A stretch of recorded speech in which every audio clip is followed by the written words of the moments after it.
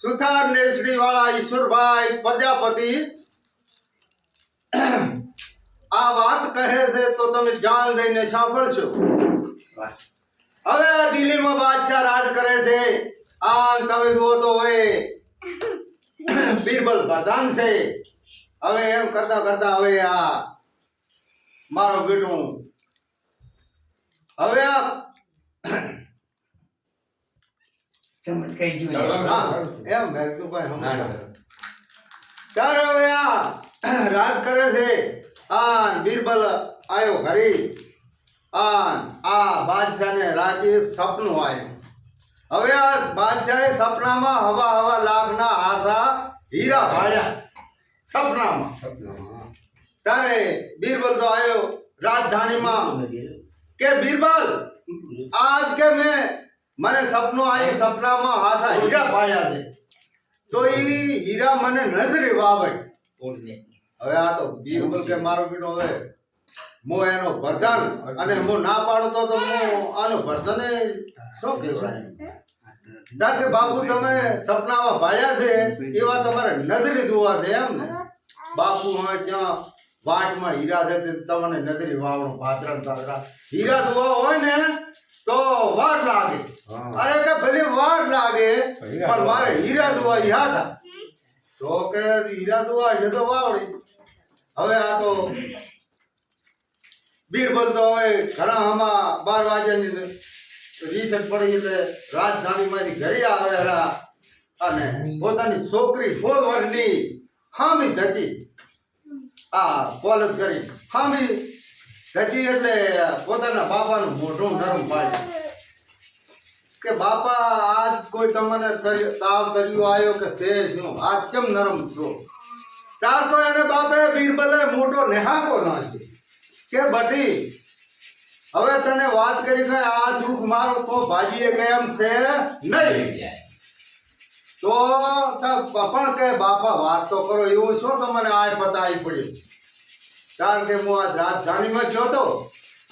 અને બાદશાહે રાજના સપનામાં આશા હીરા ભાળ્યા.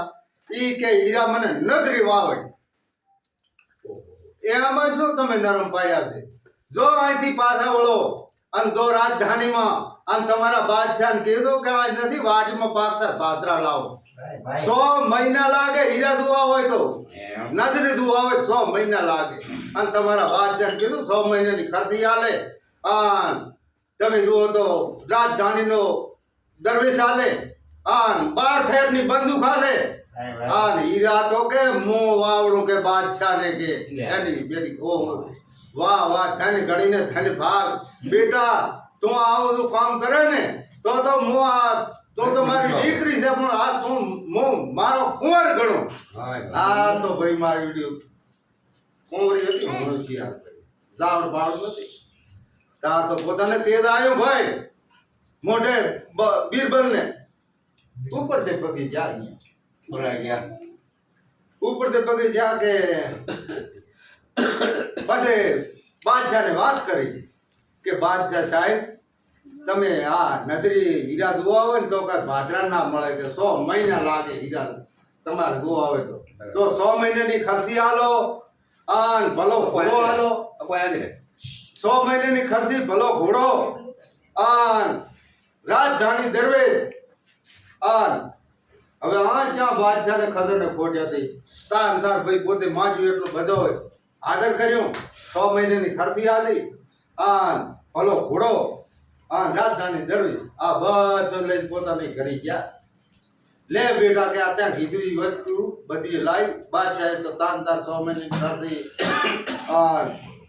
રાજધાની દરવેશ ના બધું આવ્યું. હવે દાડો હાથમાં થોડો અંધારો પડ્યો. નારિયા હવે પહેર્યો દરવેશ પુરુષનો 16 વર્ષની હતી અને હવે આ રાજધાની દરવેશ પહેર્યો તારે હવે કોક હામાં જતા ને તો 20 આદમી અને હામાં પડે આવો કુંવર બન્યો. આ ભેણ આવો કુંવર બન્યો. થોડા ઠાઠા કોણ મોસમ ના હોય અરે મોટા આવો ના આવો મોટા કે ઉંમરમાં થાય તારે ને મોસમ ના બરાબર સાચી હા પછી મોટો આવે આ તો ભાઈ તારે હેંજ કરતા કરતા કોઈ વિચાર કર્યો કે કોઈ મારો બેટો હામો ધકે અને નામ પૂછે તો શું કેવું કે સ્ત્રીનું નામ તો ના કહેવાય ને તાર કોઈ કે હામો ધકે વટ મારું નામ પૂછે તો મારું નામ ચરણસિંહ નામ કર્યું ચરણસિંહ નામ કર્યું હેંજ કરતા કરતા આ હીરા પહેલા ક્યાં થતા જામનગરમાં હાસા હીરા હવા લાખ ના કર એ જામનગરમાં પહેલા થતા આ તો છેડ જામનગરમાં ધામા નાખ્યા ભાઈ આ દૂધી ફઈની કરી હવે દૂધી ફઈની કરી ધામા નાખ્યા છે ખાય પીએ મોજ કરે અને ફઈ તમારે કોઈ કહેવાનું નહીં કે અહીંયા રહેશે 25,000 રૂપિયા રાણી સકાના ફઈને આપ્યા હતા તો ફઈ તો ફૂલ ઠાળો થઈ ગયા વાહ વાહ વાહ ભત્રીજા વાહ તાર તો અરે કે આટે તો થારે કર જેટલા દાડા રેણો એટલા દાડા રે પણ આટે તો તને કોઈ બાય કોઈ નો અને આ બનાજ બાજે ના બસ ના ના અરે તો દૂધી ફઈ કેવરાય નહીં હા દૂધી ફઈ ફઈ નું કઈ નથી આર્યા ફઈ ઓલી ફઈ ખતરનાક હવે આ તો ખાય પીએ મોજ કરે આ હવે તારે હવે આ જામનગરના રાજાનો પ્રધાન ડાવળ રાખેલો તારે હવે આ તો થોડે મારી બેટી ખબર ભણી કે આ દૂધી પૈની ઘરે કોક કુંવર આવ્યો છે ને આવી બાજ પડી ગઈ કે ભાઈ આ તો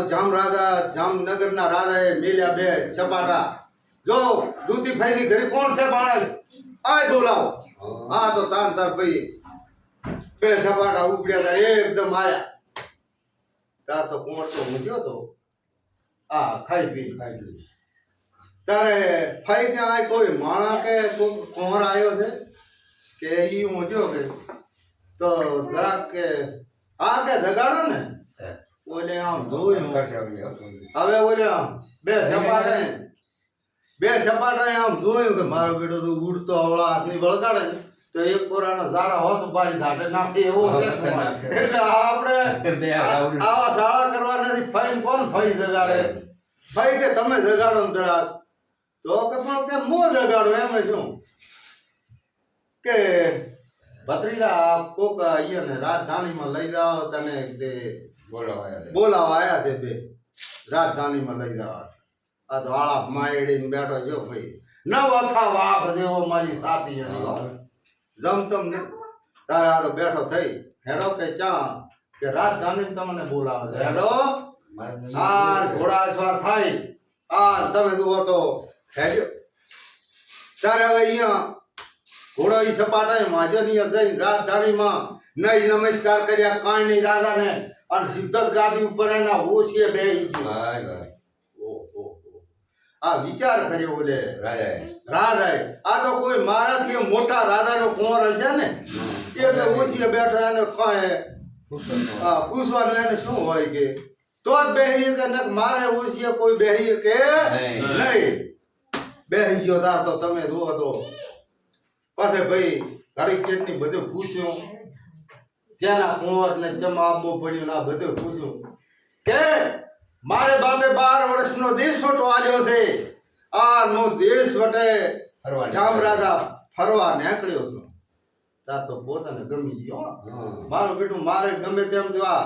રજવાડામાં ડાવળ બોલ્યો ભતન છે ને મારો એ ડાવળ છે કોક બળનો હાથો કરે તો પીએ જાય અને આ રજવાડામાં જો આવો ભતન હોય ને